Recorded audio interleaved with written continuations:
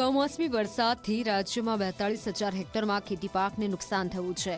ખુદ રાજ્ય સરકારે આંકડાઓ આપ્યા છે.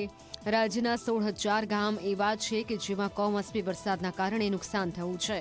સરકારે તેનો સર્વે કરાવ્યો છે અને જલ્દી જ સહાય જાહેર કરી શકે છે. એસડીઆરએફના નિયમોની ઉપર જઈને વધારાની સહાય ચૂકવવાની સરકારી તૈયારી બતાવી છે અને જરૂર પડે તો રાજ્ય સરકાર કેન્દ્ર પાસે મદદ માંગી શકે છે. રાજ્યના કૃષિ મંત્રી જીતુ વાઘાણીએ ખેડૂતોને આશ્વાસન આપતા કહ્યું કે સરકાર દરેક સ્થિતિમાં ખેડૂતોની સાથે છે.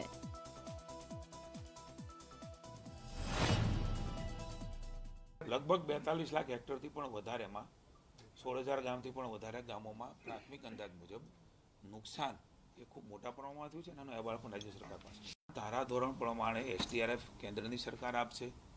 બાકીનું ટોપ અપ એ ખેડૂતને બેઠો કરવા માટે રાજ્યની સરકાર સ્ટેટ બજેટમાંથી આપશે.